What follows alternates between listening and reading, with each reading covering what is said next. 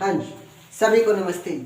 आइए आज हम लोग कारक से रिलेटेड, कारक टॉपिक से रिलेटेड कुछ प्रश्न करते हैं। सबसे पहले तो मैं आपको ये बता दूं कि कारक के बारे में हम लोगों ने पढ़ा था कि कारक जो होते हैं वो संबंध बताने का काम करते हैं। और कारक के 8 भेद हमने पढ़े थे, कर्ता ने, कर्म को, करण से, है ना, संप्रदान के लिए, इस तरह से ये सारी बातें हमने की थी। तो वो जो पूरा एक सेट हमने पढ़ा था, उसी सेट को आज हमने यहाँ पर अप्लाई करना है। तो आइए देखते हैं। पहला लिखा हुआ है, करण खाने बीच मिठाई लाया। ये पूरा एक सेंटेंस है। इस सेंटेंस में कारक की एक गलती है, मतलब कोई विभक्ति चिन्ह, कारक की विभक्तियां होती है ना, तो वो विभक्तियां हमने इसमें नहीं लगाई हैं, या विभक्ति की इसमें कोई भी गलती है, तो उस गलती को आइडेंटिफाई करना है और उसको सही लिखना होगा। तो सही से कैसे लिखा जाएगा? कारक संबंधी त्रुटि पहचाननी है। त्रुटि मतलब गलती। करण खाने बीच मिठाई लाया, ये कोई बात नहीं बनी। करण खाने को मिठाई लाया, ये भी कोई बात नहीं बनी। करण खाने के लिए मिठाई लाया, ये ठीक है। तो के लिए, इसका क्या आंसर होना चाहिए? के लिए मिठाई लाया। करण खाने, इसकी जगह आएगा के लिए, के लिए। तो ये जो के लिए आया है, ये क्या है? ये कारक की विभक्ति है, विभक्ति चिन्ह है। कौन से कारक की? संप्रदान कारक की। संप्रदान मतलब जिसमें हम देखते हैं कि किसके लिए वो काम हमने किया है, किसके लिए कोई काम किया गया है। ठीक है जी।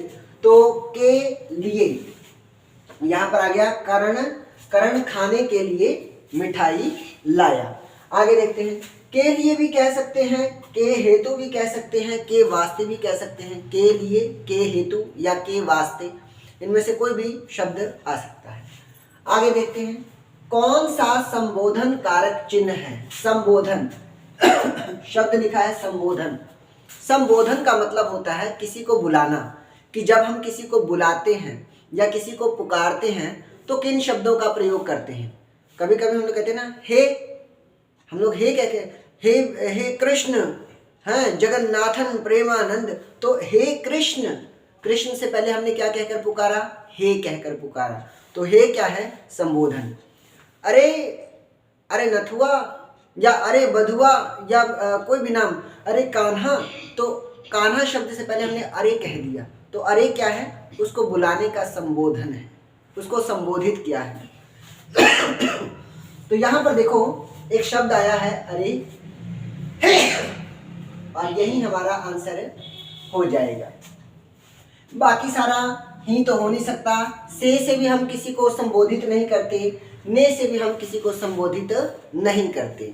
तो क्या हो जाएगा? अरे, क्योंकि हम अरे बोलकर किसी को संबोधित करते हैं, किसी को पुकारते हैं। तो ये हमारा हो जाएगा संबोधन कारक। आगे देखो। छुट्टियों में सभी बच्चों का अपने मम्मी पापा के साथ घूमने का कार्यक्रम बना लिया था।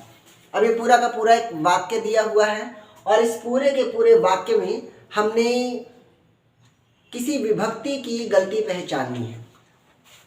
या तो इसमें कहीं पर ने आना चाहिए, या फिर पर आना चाहिए, या फिर से, या फिर द्वारा, मतलब कहीं ना कहीं इस पूरे सेंटेंस में किसी कारकीय विभक्ति की गलती है।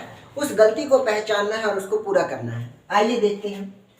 छुट्टियों में सभी बच्चों का अपने मम्मी पापा के साथ घूमने का कार्यक्रम बना लिया था।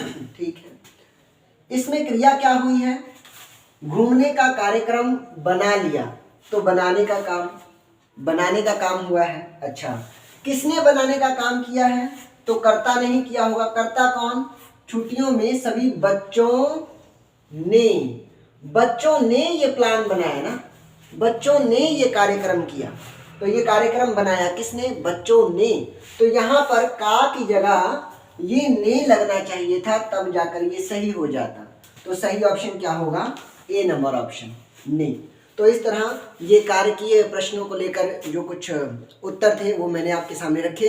उम्मीद करता हूँ कि ये सभी आपको अच्छे से समझ में आए होंगे। फिर भी अगर समझ में ना आए हों तो आप अपना संदेह, अपना प्रश्न, अपनी जिज्ञासा कमेंट बॉक्स में कमेंट करके पूछ सकते हैं। ठीक है जी।